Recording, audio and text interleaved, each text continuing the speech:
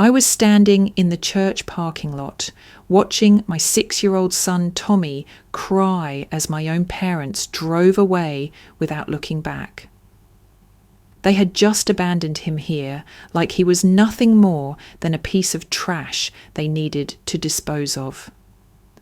The words my mother had spat at me still echoed in my ears. "This is your lesson for daring to abandon the family, Madison.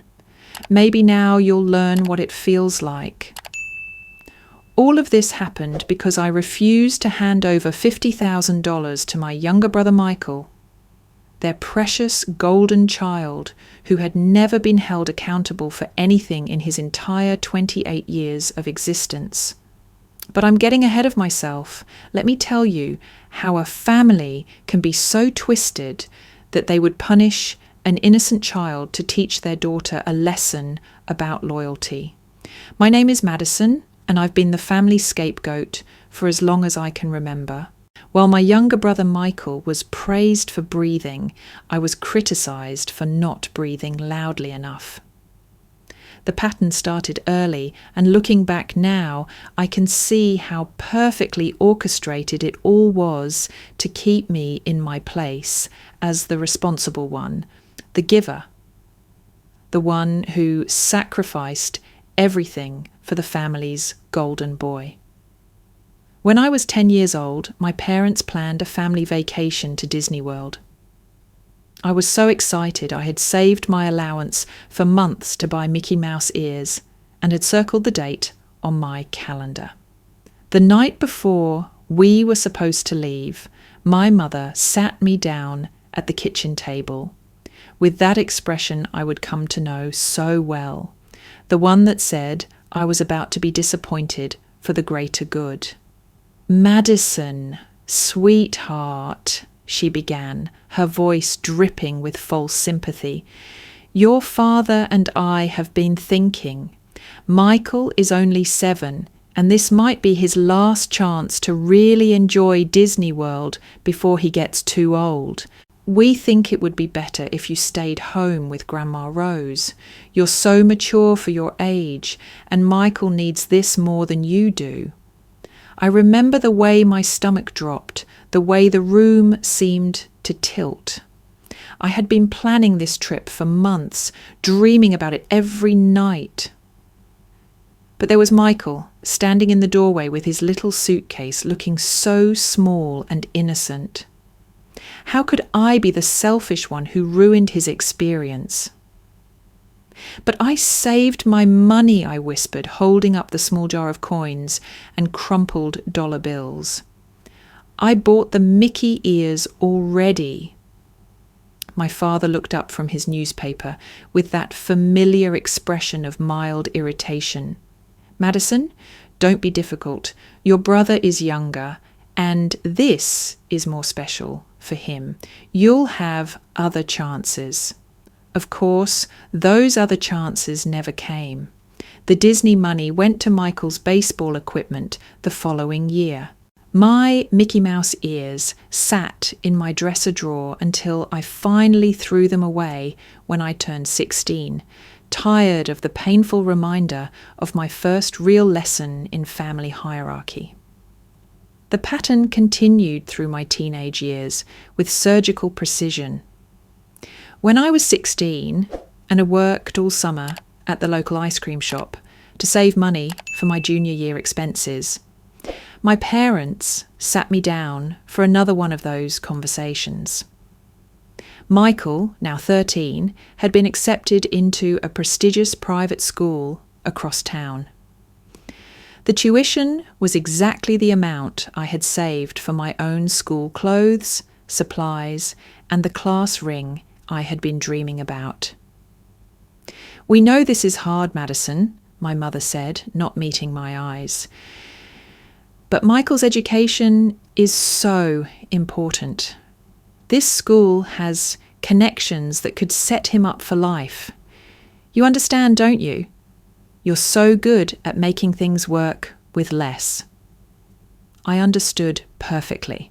I understood that my summer of sticky fingers and aching feet, of dealing with entitled customers and closing shifts, meant nothing compared to Michael's potential. I understood that my junior year would be spent wearing the same clothes from sophomore year while my brother got a fresh start at a school that cost more than most people's cars. But the moment that truly broke something inside me happened when I was 22. I had just graduated college, paying for it entirely through scholarships, tutors, student loans, and working 3 part-time jobs. I was exhausted, burnt out, but proud. I had done something my parents never thought possible. I had made it through college without their help. 2 weeks after graduation, I found out I was pregnant. The father was someone I had been dating casually who disappeared the moment he heard the news. I was terrified, alone, but also strangely excited about the possibility of having a family member who would love me unconditionally. When I called to tell my parents about the pregnancy, my mother's first response wasn't congratulations or concern for my well-being. It was annoyance. Madison, really, this is such poor timing. Michael has his law school entrance exams coming up, and we're trying to keep the house quiet so he can study. A baby is going to be so disruptive. When I went into labour 8 months later, I called my parents from the hospital, hoping that the imminent arrival of their first grandchild would soften them, would make them see me as someone worth prioritising for once in my life. "Mum, it's happening. I'm in labour. Can you and Dad come to the hospital?" There was a pause, and I could hear the television in the background, the sounds of Michael talking loudly about something. "Oh, honey, tonight really isn't good. Michael has that big interview tomorrow for the summer internship at the law firm, and he's so nervous. Your father and I need to help him prepare. You'll be fine. You're so strong and capable. Call us when the baby is born, and we'll try to visit later this week." They never came, not that night, not the next day, not even the day after that. I held my newborn son, Tommy, in my arms, staring at the empty chairs beside my hospital bed, and something inside me crystallized into a hard, protective resolve. This beautiful, innocent baby would never feel the way I had felt my entire life. He would never come second to anyone. My mother finally showed up 4 days later with casserole and a handful of excuses about how busy they had been helping Michael with his new internship. She held Tommy for exactly 5 minutes before handing him back to me and launching into a detailed account of Michael's first week at the law firm and how proud they were of his potential. As she spoke, barely glancing at her first grandchild, I made a silent promise to Tommy. I would never, ever let anyone make him feel invisible the way my family had made me feel my entire life. The years that followed were a blur of single motherhood, working multiple jobs, and slowly building a life for Tommy and myself. I was determined to create the kind of stable, loving home I had never experienced. Every dollar I saved was for Tommy's future. Every sacrifice I made was to give him the security and prioritization I had never received. I worked as a medical transcriptionist during the day and cleaned offices at night. I bought generic groceries and shopped at thrift stores so I could put money away for Tommy's college fund. Slowly, painfully, I managed to save $50,000. It wasn't just money to me, it was proof that I could provide for my son, that I could build something better than the dysfunction I had grown up in. Meanwhile, Michael continued to be the family's golden child, though his shine was starting to tarnish. The law school internship had led to law school, which he had dropped out of after 2 years. Then it was real estate, which lasted 6 months. Then it was a master's degree in business, which he quit halfway through. Then it was a series of startup ideas, each one failing more spectacularly than the last. But through every failure, every missed opportunity, every burned bridge, my parents continued to support him financially and emotionally. When Michael's first startup failed and left him $20,000 in debt, my parents refinanced their house to help him. When his second business venture collapsed, they dipped into their retirement savings. When he moved back home at age 26, they welcomed him with open arms and zero expectations. During this time, Tommy and I saw my parents maybe 6 times a year. Usually at major holidays or family gatherings where they would spend 5 minutes asking about Tommy's school before launching into hour-long conversations about Michael's latest plans and dreams. Tommy, bless his heart, began to notice the difference in how his uncle was treated versus how we were treated. "Mommy," he asked me one Christmas when he was 5, "why do Grandma and Grandpa talk to Uncle Michael more than us?" I didn't know how to explain to a 5-year-old that some grandparents played favourites, that some families had hierarchies that made no sense, that love wasn't always distributed fairly. So I just hugged him tight and told him that some people had trouble showing love, but it didn't mean anything was wrong with him. That's when I started limiting our visits even more. I couldn't bear to watch my son experience the same confusion and hurt I had lived with my entire childhood. Tommy was bright, funny, kind, and affectionate, everything a grandparent should treasure. But my parents were so consumed with managing Michael's constant crises that they barely noticed their grandson's milestones. When Tommy lost his first tooth, I called to share the excitement. My mother listened for 30 seconds before interrupting. "That's nice, dear. Speaking of news, Michael just got hired at a marketing firm. We're so proud of him for finally finding his direction." When Tommy learned to ride a bike without training wheels, a huge accomplishment he had worked toward for months, I sent a video to my parents. My father's response was a brief "good job," followed by a 10-minute voice message about how Michael was being considered for a promotion at his new job. When Tommy scored the winning goal in his first soccer game, jumping up and down with pure joy, I couldn't even bring myself to call my parents.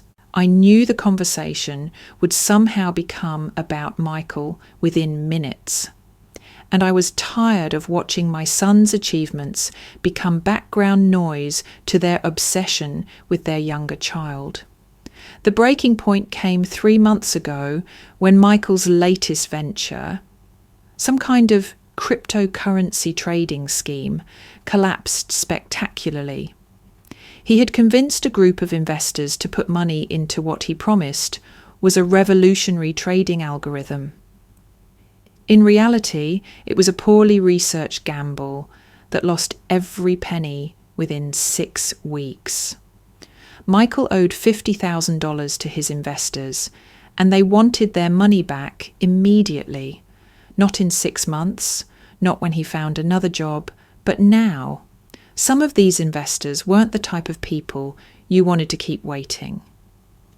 That's when my parents called me. The phone call came on a Tuesday evening while Tommy and I were having dinner.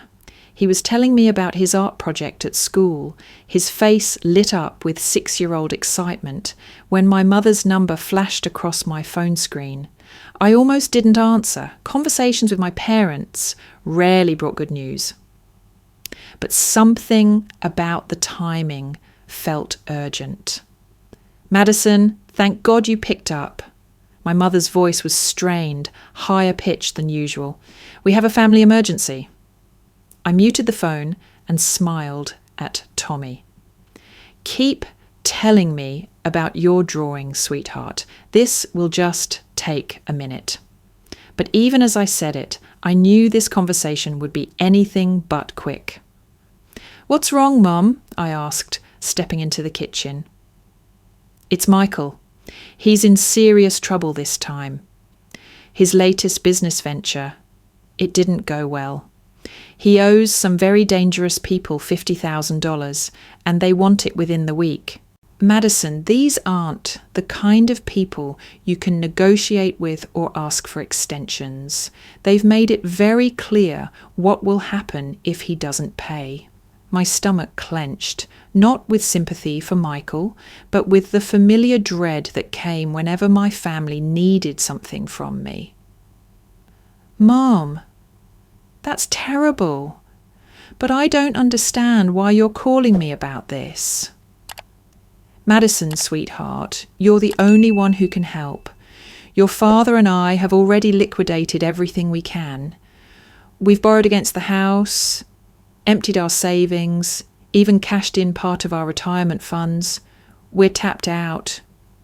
But we know you've been saving money. You're so good with finances. And we were hoping... The words hung in the air like a toxic cloud. I knew what was coming next, but I needed to hear her say it. We need you to lend Michael the $50,000. It's not forever. He'll pay you back as soon as he gets back on his feet. You know we wouldn't ask if it weren't a matter of life and death. I closed my eyes, feeling the familiar weight of family manipulation settling on my shoulders like a lead blanket. Mum, that money? It's Tommy's college fund. It's everything I've saved, working 2 jobs for the past 6 years. It's meant to give my son opportunities that I never had. Madison, please, Michael is your brother. Family takes care of family. That's what we do. The irony was so thick I could taste it. Family takes care of family, except when I needed them at the hospital when Tommy was born.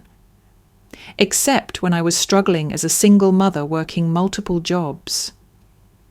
Except when Tommy achieved milestones that deserved celebration.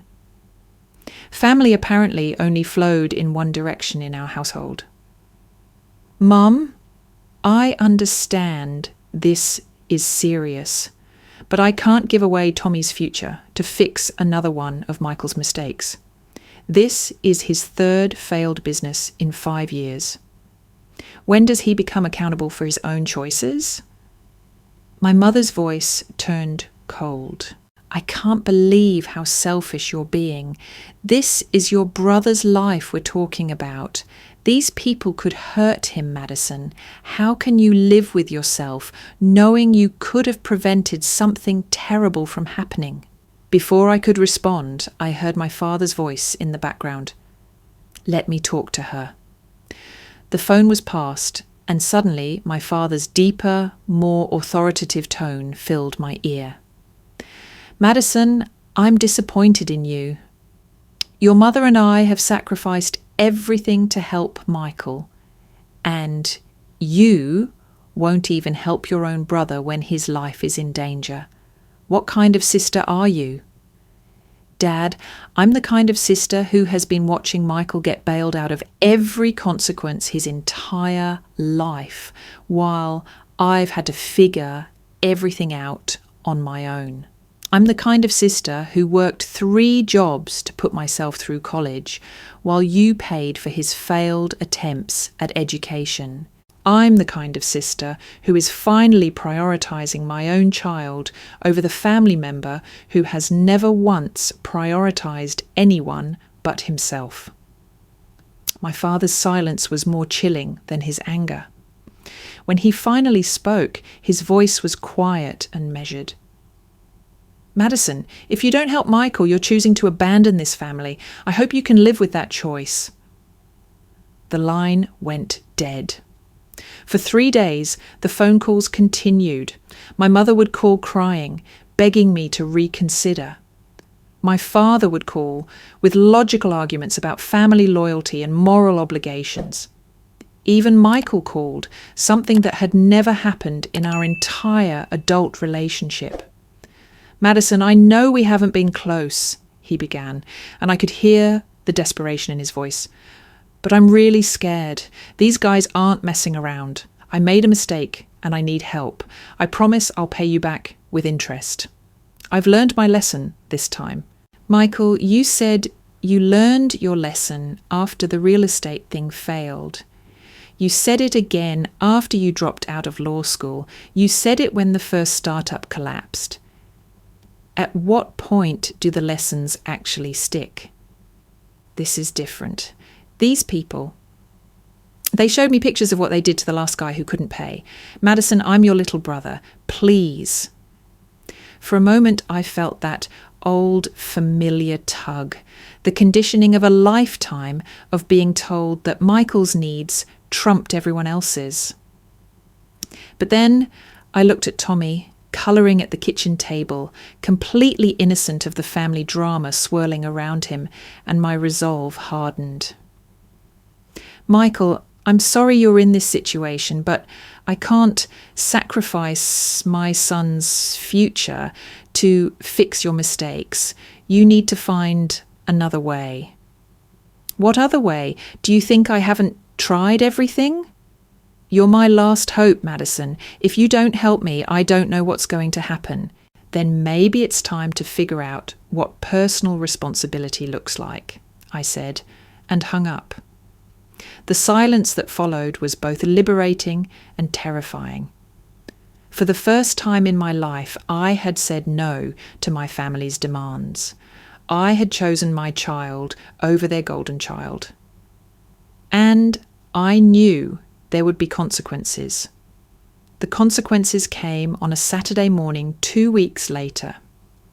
Tommy and I were getting ready to go to the farmer's market when my mother called. "Madison, we need to talk. Your father and I are coming over." "Mum, Tommy and I have plans today. Can we schedule this for later?" "No, this can't wait. We'll be there in 20 minutes. When my parents arrived, their faces were stone cold. My mother barely acknowledged Tommy, who had run to the door excited to see his grandparents. My father didn't even look at him. "Go play in your room, Tommy," I said gently. "Grandma and Grandpa and I need to talk." "But I wanted to show them my new Legos," Tommy protested. "Later, sweetheart." Once Tommy was out of earshot, my mother's composure cracked. "Are you happy now, Madison? Are you proud of yourself?" "What are you talking about?" Michael had to declare bankruptcy. Those investors are still after him, and now he's had to move in with a friend because he can't afford rent anywhere. Your own brother is essentially homeless because you were too selfish to help. My father stepped forward. "We're ashamed to call you our daughter. We raised you better than this." The words hit me like physical blows, but underneath the hurt was something new, anger. Pure, clean anger at the injustice of being blamed for consequences I hadn't created. "You raised me to be the family's emergency fund," I shot back. "You raised me to sacrifice everything for Michael's comfort. Well, I'm done. I have my own child to think about now." My mother's eyes were cold. "Fine. If that's your choice, then you've chosen not to be part of this family. Don't call us when you need help. Don't expect us at Tommy's birthday parties or school events. You've made it clear where your loyalties lie." "My loyalties lie with my son where they should." "Then I hope he's worth it," my father said, "because you've lost everyone else." They left without saying goodbye to Tommy, who came running out as soon as he heard the front door close.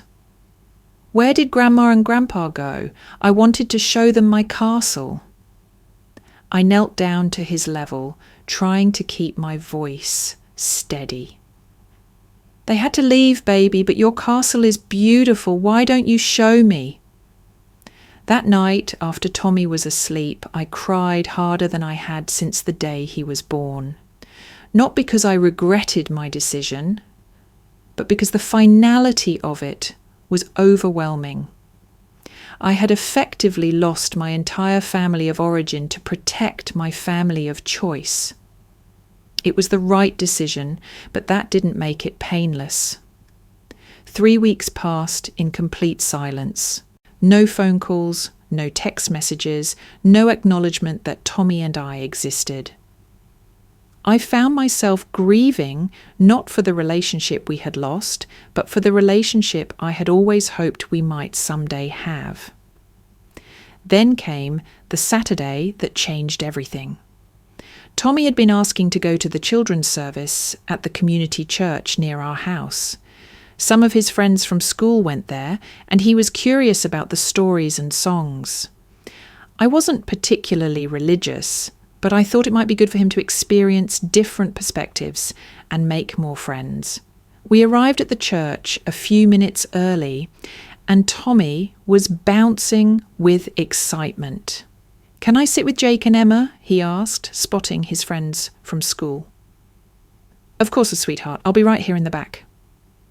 I watched him run over to his friends, his face lighting up as they welcomed him into their little group. For a moment, everything felt normal and peaceful. Then I saw my parents' car pull into the parking lot. My heart started racing. What were they doing here? They had never attended this church, had never shown any interest in religion beyond major holidays. I watched through the window as they parked and got out of the car, their faces set with grim determination. They walked straight into the church, past me, and directly toward Tommy. "Tommy," my mother said loudly enough for several people to turn and stare, "come with us. We need to have a conversation with you." Tommy looked confused but obedient. He had been raised to respect his elders, especially his grandparents, even though they had never shown him much attention. "Okay, Grandma, but the service is about to start." "This is more important," my father said, taking Tommy's hand and leading him toward the exit. I stood frozen for a moment, not understanding what was happening.